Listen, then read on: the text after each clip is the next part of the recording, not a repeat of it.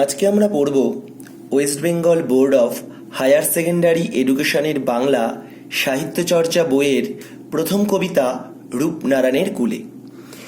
কবিতাটির নাম হল রূপনারায়ণের কুলে, কবি বিশ্ববরেণ্য কবিশ্রেষ্ঠ রবীন্দ্রনাথ ঠাকুর। প্রথমে আমরা জেনে নিই একটু কবি পরিচিতি সম্বন্ধে। 1861 সালের কলকাতার জোড়াসাঁকোর ঠাকুর পরিবারে বালক রবি জন্মগ্রহণ করেন। তার পিতা ছিলেন মহর্ষি দেবেন্দ্রনাথ ঠাকুর আর মাতা সারদা দেবী।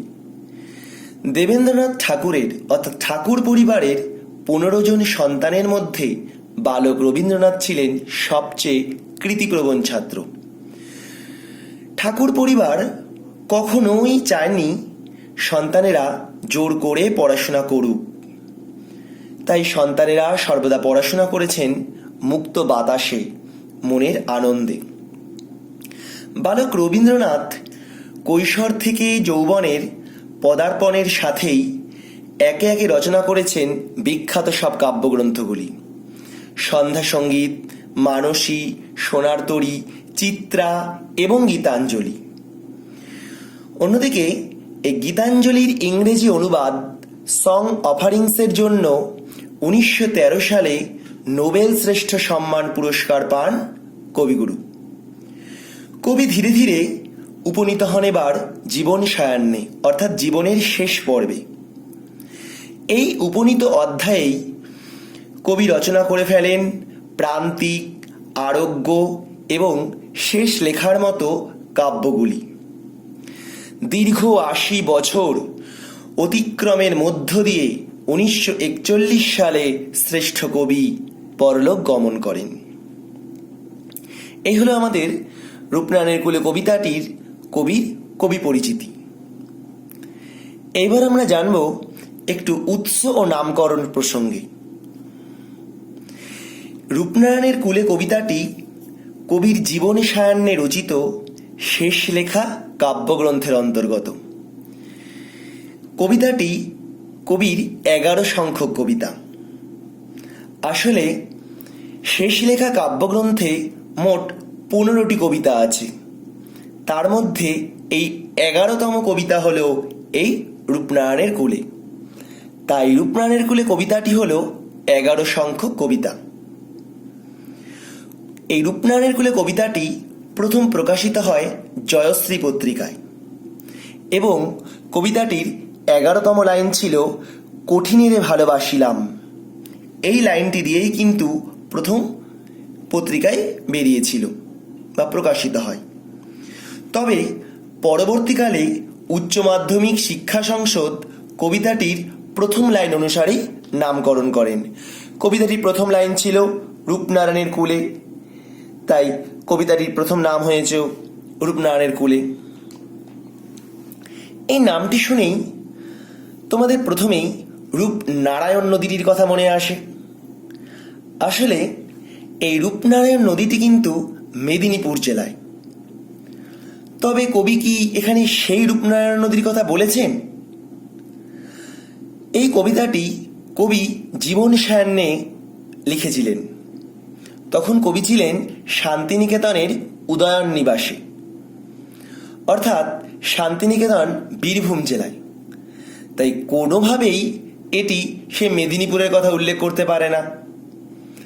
অর্থাৎ কবি এখানে এই রূপনারায়ণের কুলে বলতে কোনো নদ বা নদীকে বোঝাননি।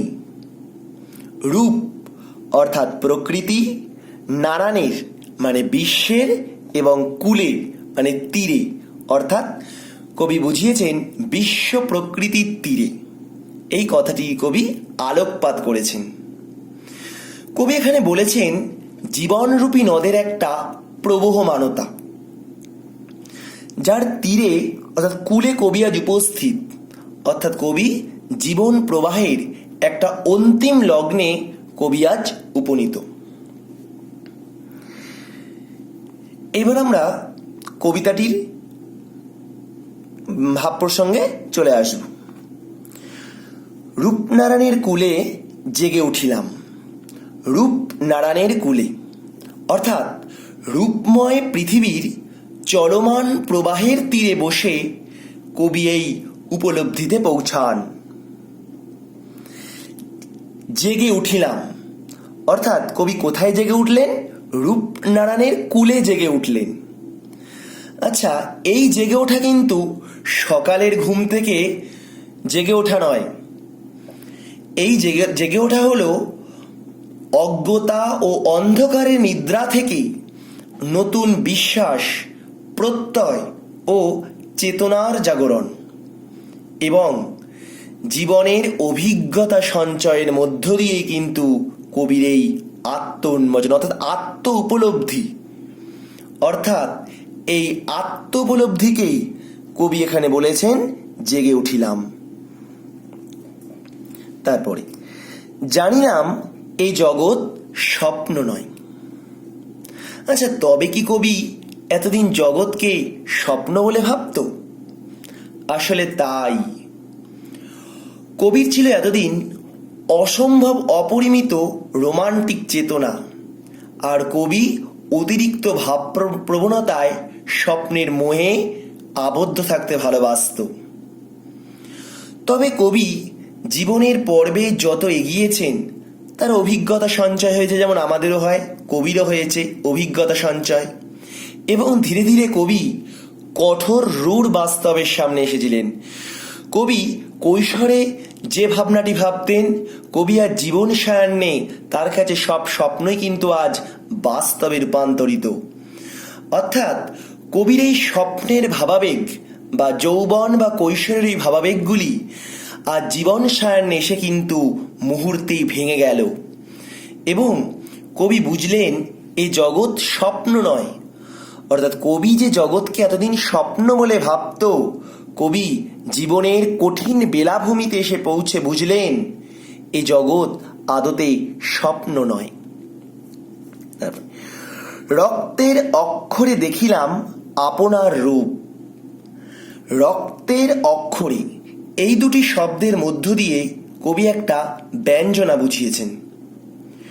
কবির জীবন সায়ান্নে সব থেকে দুঃখজনক ঘটনা দ্বিতীয় বিশ্ব মহাযুদ্ধ, যেখানে অক্ষশক্তির বিরুদ্ধে মিত্রশক্তির অভিযান।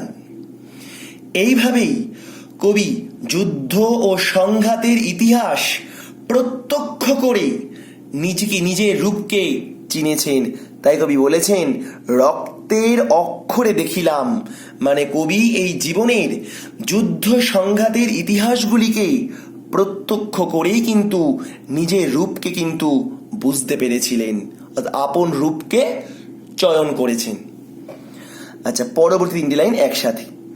চিনিলাম আপনারে আঘাতে আঘাতে বেদনায় বেদনায়। এই লাইন তিনটির আনুষঙ্গিক হিসাবে মিশে আছে কবির সেই জীবন। চিনিলাম আপনারে, অর্থাৎ কবি নিজেকে চিনেছেন কিভাবে? দুটি ভাবে, আঘাতে আঘাতে আর বেদনায় বেদনায়। আমরা পড়েছিলাম একটি শব্দকে দুবার ব্যবহৃত করলে তার বহিঃপ্রকাশ কিন্তু একটু বেশিভাবে দেখা যায়, অর্থাৎ যেটাকে আমরা শব্দদ্বৈত বলে থাকি ব্যাকরণে। কবি তার আঘাতটা কিভাবে পেয়েছেন? কবি তার জীবন পর্বে মোট ৭৬ জন প্রিয়জনের মৃত্যু দেখেছেন, যেখানে ছিল তার সন্তানেরা, তার স্ত্রী ভবতারিণী দেবী, প্রিয় বউ ঠাকুরন। কবি এইভাবে কিন্তু আঘাতে আঘাতে নিজেকে চিনতে পেরেছেন। কবি অন্যভাবেও নিজেকে চিনেছেন, বেদনায় বেদনায়। এখানেও শব্দটি দুবার ব্যবহৃত হয়েছে, অর্থাৎ কবি তার জীবন পর্বে অর্থাৎ তার জীবন পরম্পরায় বহুবার সমালোচিত হয়েছে পর্বে পর্বে। শরীরে মনে ঘাত প্রতিঘাতে কবিকে প্রতিনিয়ত কিন্তু এগুলো কবিকে ব্যতিব্যস্ত করেছে, এই আঘাত বেদনাগুলো। কবি আজ এই আঘাত আর বেদনার মধ্য দিয়েই বড় ক্লান্ত। হয় না আমাদের জীবনে আমরা প্রতিনিয়ত যে দুঃখ কষ্ট পেতে থাকি, একটা সময় আমরা এসে সেটা ক্লান্ত হয়ে উঠি বা হাঁপিয়ে উঠি।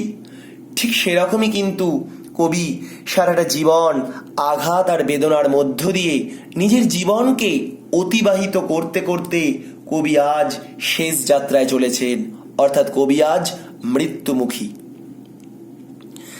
কবিতাটির মধ্যে সবচেয়ে গুরুত্বপূর্ণ লাইন এটা, সত্য যে কঠিন। কবি এত সত্তা অর্থাৎ আঘাত বেদনার মতো এই দুঃখগুলো লাভ করেও কবি বলছেন সত্য যে কঠিন। আসলে কবি এত কিছুর পরেও কিন্তু বিপর্যস্ত হননি, অর্থাৎ কবি কিন্তু তিনি ধৈর্য হারিয়ে নিজেকে ভেঙে পড়েননি। কবি তিনি অগ্নিশুদ্ধির মধ্য দিয়ে নিজেকে চিনেছেন।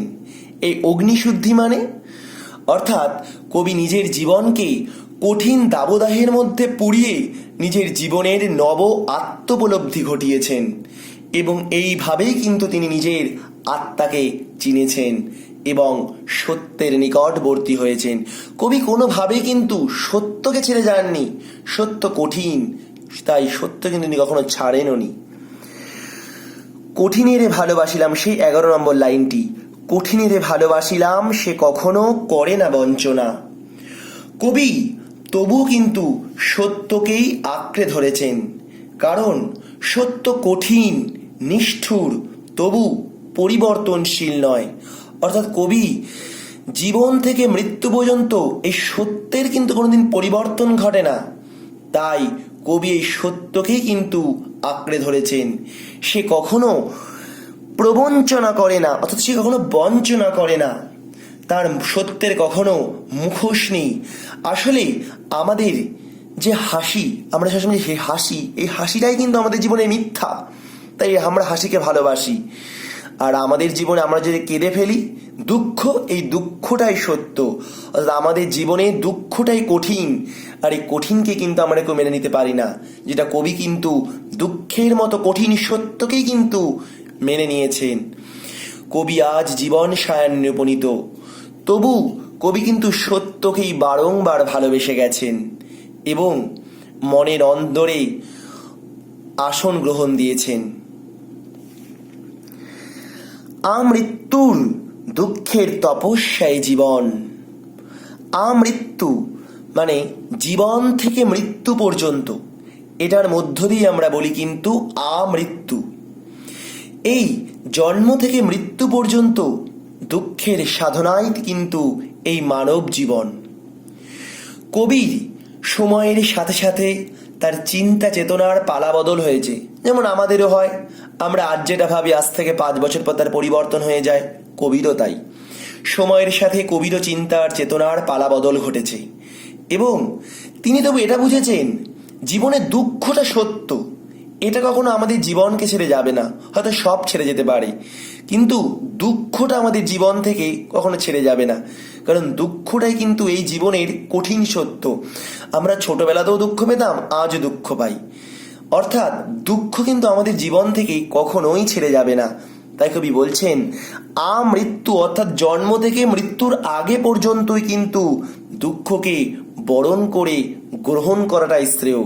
অর্থাৎ দুঃখ আমাদের জীবনে সদা কার্যশীল, সে কিন্তু আমাদের কখনো ছেড়ে যাবে না। শেষ 2 লাইন, সত্যের দারুণ মূল্য লাভ করিবারে মৃত্যুতে সকল দেনা শোধ করে দিতে। মৃত্যুতে সকল দেনা শোধ করে দিতে। দেনা, আমরা দেনা কার কাছে করি? কোনো বড় মালিকের কাছে, যে দিতে পারবে। ঠিক এইভাবে কিন্তু আমাদের জগৎ সংসারের কাছে আমরা ঋণী, কারণ এই জগৎ সংসার বা বিশ্ব প্রকৃতির থেকে কিন্তু আমরা অনেক কিছু নিই। কিনি, আমরা এখানে জন্মগ্রহণ করি, আহার নিই, আমরা পানীয় গ্রহণ করি, শ্বাস গ্রহণের এমনকি বাতাসটুকু নিই। হয়তো আমরা আমাদের জীবন পর্বে কিছু কিছু শোধ করি, যেমন কর্ম, ত্যাগ, সেবার মধ্য দিয়ে কিছু হয়তো আমাদের শোধ হয়, কিন্তু এত পুরোটা তো আর শোধ করা অসম্ভব। তাই এত যে আমাদের বিরাট বড় ঋণটা, এটা কিসের মধ্য দিয়ে শোধ হয়? মৃত্যুর মধ্য দিয়েই। কারণ মৃত্যুতেই কিন্তু জীবনের প্রশান্তি, অর্থাৎ মৃত্যু দিয়েই কিন্তু আমাদের এই ঋণের কিন্তু সমাপ্তি ঘটে। কবি এখানে প্রথমে বলেছিলেন এই জগৎ স্বপ্ন নয়। অর্থাৎ কবি আগে ভাবত এই জগৎ হয়তো স্বপ্ন, কিন্তু কবি যখন জীবনের পালাবদল ঘটেছে, কবি ধীরে ধীরে বুঝতে পারলেন সময়ের সাথে সাথে তার সব ভাবনার জগৎ আদতে কিছুই সত্য নয়। কবি পরবর্তীকালে বুঝেছেন আমৃত্যু দুঃখের তপস্যায় জীবন, অর্থাৎ জগৎ ছিল স্বপ্ন নয়, আর জীবন কেমন? আমৃত্যুই দুঃখের তপস্যা করা, আর মৃত্যুর মধ্য দিয়েই জীবনের সমস্ত দেনা আমাদের শোধ হয়ে যায়। অর্থাৎ কবি এই শেষ দুটি লাইনের মধ্য দিয়ে একটি প্রাসঙ্গিকভাবে বুঝিয়েছেন মৃত্যু অর্থাৎ মরে যাওয়া মানেই কিন্তু দেহের অবসান নয়। আমরা জানি আমাদের শরীরে কিন্তু আত্মার কখনো মৃত্যু হয় না, শরীরের মৃত্যু হয়। ঠিক সেইভাবেই কিন্তু মৃত্যু মানে কিন্তু দেহের অবসান নয়, মৃত্যু মানে আত্মার জাগরণ এবং ঋণমুক্ত একটা নতুন অধ্যায়ের সূচনা। এইভাবে কিন্তু রূপনারায়ণের কুলে কবিতাটি তাৎপর্যপূর্ণ এক স্বীকারোক্তি বলাই যায়। ওকে, কেমন লাগলো ভিডিওটি অবশ্যই কমেন্ট বক্সে জানাবে। ভালো লাগলে লাইক করবে, বন্ধুদের বেশি করে শেয়ার করবে।